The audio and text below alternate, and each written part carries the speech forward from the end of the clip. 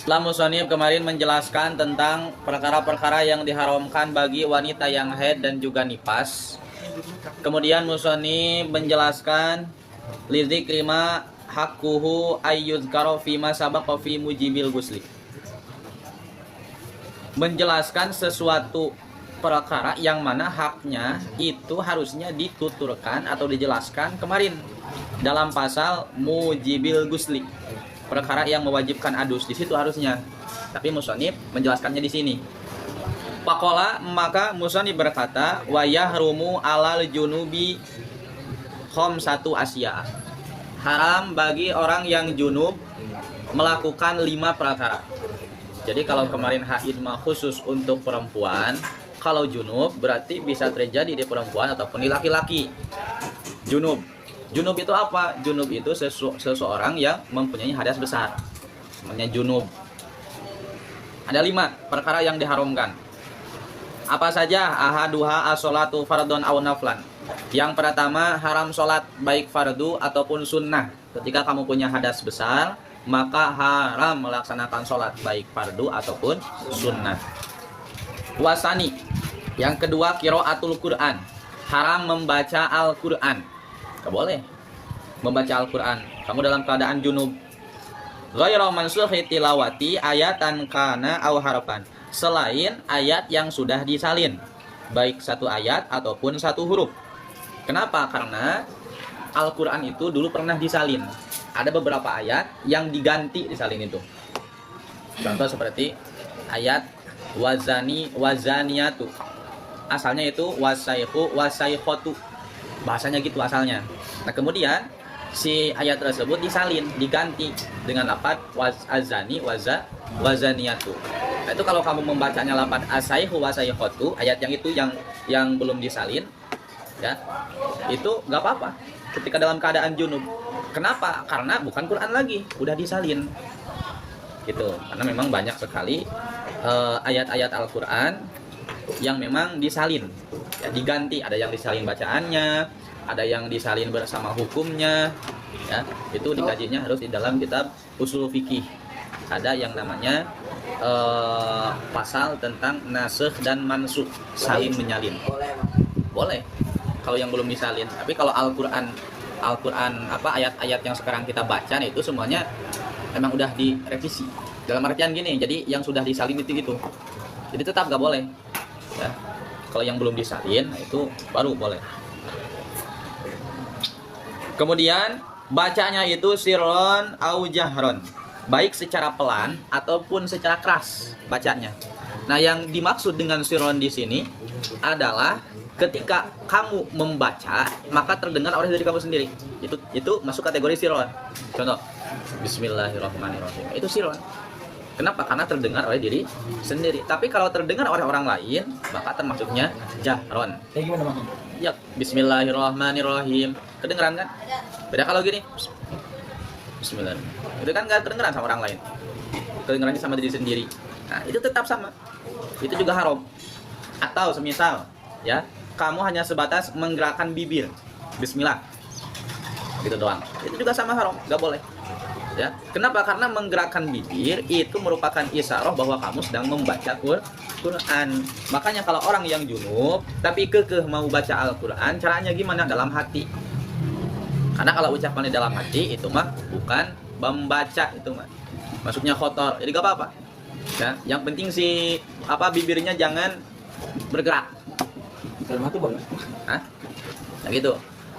Cara supaya ketika kamu junub bisa baca Al-Quran, siron ataupun jahron.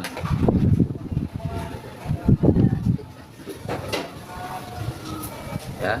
Ama azkarul Qur'ani fatahillu la biqasdi Qur'an. No. Adapun mana gitu? Oh, kelewatnya. Wa kharaja bil Quran at-Taurat wal Injil. Nah, pengecualian daripada Al-Quran yaitu Taurat dan Injil. Sedang junub baca Taurat enggak apa-apa. Sedang junub baca Injil enggak apa-apa. Ya. Ini berbicara hukum boleh dan enggaknya dalam keadaan junub, ya. Bukan dalam artian apakah kamu boleh mempelajari Injil dan Taurat, bukan ke situ. Kenapa? Karena kalau Injil dan Taurat di zaman sekarang itu kebanyakan sudah dirubah. Ya, bukan aslinya lagi. Kalau aslinya boleh. Kalau yang asli, tapi sekarang yang asli hampir dapat dikatakan sudah tidak ada. Karena hukum-hukumnya sudah diganti. Di antaranya apa? Di antaranya bahwa ada nabi lagi selain Nabi Muhammad. Itu dalam kitab Injil. Padahal kan aslinya nggak seperti itu. Amma azkarul Quran fatahillu la biqasdi Quran. Adapun zikir-zikir Quran itu halal dibacanya, jangan dengan tujuan Quran. Gimana contohnya? Ya, azkar Quran itu seperti halnya yang kemarin, innalillahi wa inna ilaihi rajiun. Atau seperti lafaz Robbana atina fid dunya hasanah wa fil akhirati hasanah wa qina adzabannar. Itu ayat Quran. Ya, tapi ketika tujuannya zikir, tujuannya doa, boleh karena itu bukan baca Quran. Makanya timbul pertanyaan, bagaimana kalau semisalnya ayat Quran kemudian dijadikan lagu? Robbana atina, tahu lagu itu? Tahu. Fid dunya hasanah. Itu kan? Itu lagu padahal dari ayat Quran. Ayo. Dosa bagaimana? Dosa enggak? Boleh enggak ayat Quran kemudian dijadikan lagu? Tergantung tujuan wali band itu. Dia menyanyikan Robbana Atina itu memang tujuannya dia baca Quran atau tujuannya nyanyi doa? Sedangkan yang nyanyi itu kan kadang ada orang yang junub, wanita yang sedang head dengerin lagu, ikutin ya Robbana Atina itu kan. Gimana? Gak apa-apa, yang penting tujuannya bukan tujuan Quran. Itu loh maksudnya. Jadi tidak setiap ayat Al-Quran itu memang tujuannya tujuan Quran. Tergantung kita yang ngucapinnya tujuannya apa. Atau contoh di dalam sholat nih, sama dalam sholat juga bisa contohnya. Ketika ada orang mau masuk ke kobong kamu lagi sholat di dalam, Assalamualaikum. Kebetulan teman kamu paham dengan bahasa Arab. Kamu pas lagi baca surat. Dan dengan Assalamualaikum. Udah aja saya baca surat ini. Bismillahirrahmanirrahim. Udkhuluha bisalamin aminin. Berarti kan artinya udkhuluha, silahkan masuk dengan mengucapkan salam. Nah, ketika orang yang di luar ngetuk-ngetuk pintu, ketika ngedengar udkhuluha bisalamin aminin, ternyata dia mengizinkan saya untuk masuk. Langsung aja masuk. Pertanyaannya, batal gak sholat dia? Enggak. Batal gak? Udkhuluha bisalamin aminin. Nggak batal. Yang penting tujuannya jangan murni untuk memberitahu, tapi tetap tujuan baca sambil memberitahu, sambil memberi izin. Gitu. Namanya gimana? Apanya? Namanya surat. Namanya surat?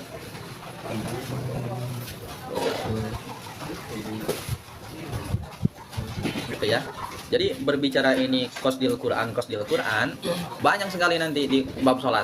Ketika semisal imam salah, terus kamu mengatakan subhanallah, tujuan memberitahu tujuannya, udah batal sholat kamu. Ketika membaca subhanallah, tujuannya memberitahu imam. Tapi harus tujuan zikir. Makanya kalau mau cari aman, ketika imam salah ya gak usah kamu kasih tahu, diam aja gak apa-apa. Kalau misalnya kamu gak bisa menghindari tujuan kamu mengucapkan subhanallah untuk memberitahu imam. Ya. Itu yang kedua. Kemudian wasalisu, yang ketiga, masul mushaf waham luhu. Haram bagi orang yang junub memegang mushaf waham luhu dan juga membawanya. Min babi aula, apalagi min babi aula teh. Jadi gini tuh. Menyentuh saja haram, apalagi membawa. Itu min babi aula itu seperti itu. Ini mushaf disentuh, ini kan udah haram. Ini disentuh aja udah haram, apalagi dibawa. Gitu. Min babi aula. Waham luhu. Menyentuh aja haram, apalagi membawa. Warobi wa atwa fardon au naflan. Yang keempat, tawaf baik fardu ataupun sunnah. Wal khamisu, yang kelima, al-lubsu fil masjid. Yang kelima, diem di masjid. Di junubin muslimin, bagi orang junub yang beragama Islam. Illa lidoruratin, kecuali karena adanya darurat. Kaman ihtalama fil masjid. Seperti contoh, ada seseorang tidur di masjid, tiba-tiba jam 2:30 mimpi basah. Bangun dia, waduh, mimpi basah ini gimana dong? Wa ta'adzara khurujuhu, sedangkan pas dia mau keluar ternyata si pintunya dikunci. WC-nya di luar. Nah, itu kata wa ta'adzara khurujuhu minhu. Li haufin ala nafsihi, atau semisal pas mau keluar takut. Takut apa? Takut semisal pas keluar itu ada musuhnya di luar. Atau ada orang jahat. Au malihi, atau ketika dia semisal keluar dari masjid, takut hartanya ada yang ngambil, yang disimpan di masjid. Nah, kalau itu enggak apa-apa, lanjutin aja tidurnya. Yang penting karena ada darurat ya. Atau kamu mimpi basah di masjid, kemudian pas mau keluar masjid takut ya. Takut ada ini, takut ada itu, udah penakut kamu orangnya. Enggak apa-apa, itu juga sama termasuk ta'adzur. Ama uburul masjidi maron. Adapun melewat masjid secara maron, melewat ke dalam masjid min ghairi muksin, dengan tanpa diam, fala yahrumu bal wala yukrahu fil asr. Itu tidak diharamkan dan juga tidak dimakruhkan menurut kaul asal. Jadi yang dimaksud ubur, yang dimaksud lewat ke dalam masjid itu masuk dari pintu satu, keluar dari pintu yang lain. Contoh tuh di masjid, kan ada dua pintunya, ada banyak. Kamu masuknya dari tengah, nah di sini, dari tengah masuk, kemudian keluar dari ujung. Nah, itu namanya ubur. Itu namanya lewat. Itu gak haram ketika kamu dalam keadaan junub. Tapi kalau pintunya cuma satu, masjid pintunya cuma satu, kamu masuk ke situ, kemudian muter, balik lagi ke pintu yang itu, nah itu haram. Gak boleh. Ya, jadi hukumnya itu hukum diam. Makanya awataroddudul junubi, bulak baliknya orang junub fil masjid biman zilatil lubsi, itu sama dengan diam ya. Jadi kalau pintunya cuma satu, kemudian kamu muter-muter itu di dalam masjid, itu nggak boleh sekalipun kamu nggak diam. Kenapa? Karena muter-muter di dalam masjid itu satu makna, satu hukum dengan diam. Gitu ya. Masuk langsung balik lagi lah. Hah? Tapi pintunya beda gak? Sama. Masuk nih, masuk, langsung balik lagi, muter, masuk, ya, balik lagi, sama itu gak dinamakan lewat ke dalam masjid, itu biman zilatil lubsi. Itu makanya kalau mau lewat itu dari pintu yang satu keluar dari pintu yang dua, itu baru boleh. Itu baru boleh kalau seperti itu. Tapi kalau masuk ke dalam itu terus mampir sebentar, duduk terus. Apalagi gitu, jangankan mampir, kan tadi juga gak mampir nih, cuman bolak-balik doang. Kalau mampir ya sama dengan diam, gak boleh. Sekalipun dari pintu yang lain keluarnya. Ya, sampai segitunya kan. Ini diatur secara rinci. Terus wa kharaja bil masjid al madaris waribat. Terkecuali dengan bahasa masjid, yaitu madrasah seperti majelis taklim, aula, ya, pondok pesantren. Nah, itu mah boleh orang junub diam di sana. Kenapa? Karena itu bukan masjid. Kamu diam di musola dalam keadaan junub boleh. Karena musola bukan masjid. Awas, masjid itu ma yasihu fihil i'tikaf. Tempat yang sah dipakai untuk i'tikaf namanya masjid. Sedangkan la yasihul masjid illa biwaqfin. Masjid tidak sah, tidak ada kecuali dengan cara wakaf. Jadi masjid itu harus diwakafkan oleh pemiliknya. Contoh, saya wakafkan tanah ini menjadi masjid. Hah? Jadi masjid itu hukum-hukumnya kamu itikaf sah, kemudian orang junub haram diam di situ. Ya, kalau hanya sebatas musola, ini mah cuma sekedar bangunan, tapi suka digunakan untuk sholat, itu mah bukan masjid, itu mah musola.